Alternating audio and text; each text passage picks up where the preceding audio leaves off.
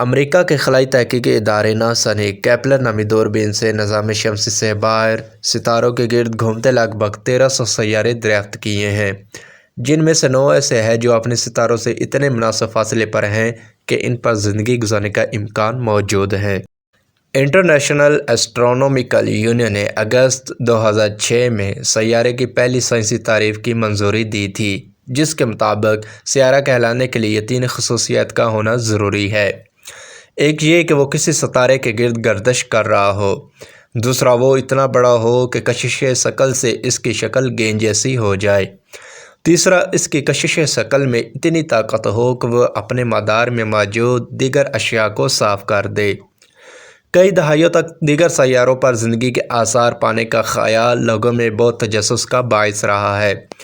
دریافت کیے گئے ممکنہ سیاروں میں سے لگ بھگ 550 حجم کے لحاظ سے زمین کی طرح کے ہیں اور پتھریلے ہیں۔